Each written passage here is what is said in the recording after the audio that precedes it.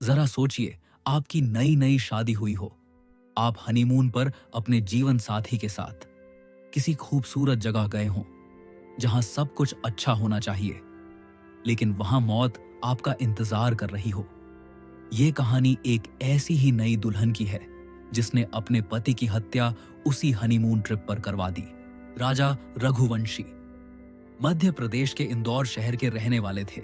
उनकी उम्र 29 साल थी और वो एक व्यापारी थे।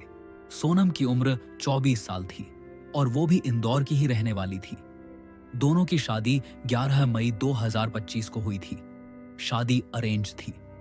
शादी के सिर्फ 3 दिन बाद ही दोनों हनीमून पर निकल गए। 20 मई को दोनों इंदौर से गुवाहाटी पहुंचे। 21 मई को वो शिलोंग चले गए। 22 मई को उन्होंने नोंगरियात गांव की ट्रैकिंग की योजना बनाई। इसी दौरान सोनम ने राजा से कहा कि पहले कामाख्या मंदिर चलते हैं और बाद में ही पति पत्नी का रिश्ता निभाएंगे। असल में ये एक बहाना था जिससे वो समय निकाल सके और अपने प्लान को अंजाम दे सके। 23 मई की सुबह करीब 5:30 बजे दोनों होटल से निकलकर ट्रैकिंग के लिए रवाना हुए। गाइड ने देखा कि उनके साथ 3 अनजान युवक भी थे। करीब 1:30 बजे एक झरने के पास तीनों युवकों ने राजा पर हमला किया। एक ने पीछे से और दूसरे ने सामने से राजा पर चाकू से वार किया। राजा की मौके पर ही मौत हो गई। सोनम वहीं मौजूद थी, लेकिन चुपचाप शिलोंग वापस चली गई। उसने उसी दिन मोबाइल से 15,000 रुपए हथियारों को भेज दिए और 25 मई को इंदौर वापस लौट गई। राजा के परिवार ने गुमशुदगी की रिपोर्ट दर्ज कराई।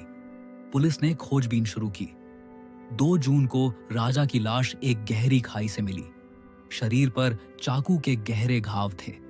उसके शरीर पर बने टैटू और स्मार्ट वॉच से पहचान की गई। पुलिस को शक सोनम पर होने लगा। 9 जून को सोनम को उत्तर प्रदेश के गाजीपुर के एक ढाबे से गिरफ्तार किया गया। उसने कहा कि कुछ लोगों ने उन्हें अगवा कर लिया था और राजा की हत्या कर दी, लेकिन पुलिस को सोनम की बातों में झोल नजर आया। मोबाइल रिकॉर्ड, सीसीटीवी फुटेज और ऑनलाइन पेमेंट जैसे सबूतों से सोनम का झूठ सामने आ गया। सोनम का संबंध राज कुशवाहा नाम के व्यक्ति से था।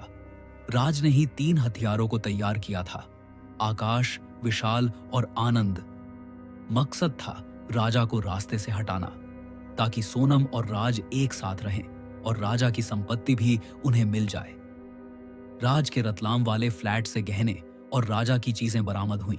राज को मध्य प्रदेश से गिरफ्तार किया गया। तीनों हथियारों को उत्तर प्रदेश और मध्य प्रदेश के अलग अलग शहरों से पकड़ा गया।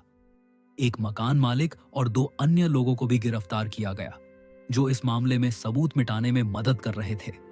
अब ये सभी आरोपी न्यायिक हिरासत में हैं।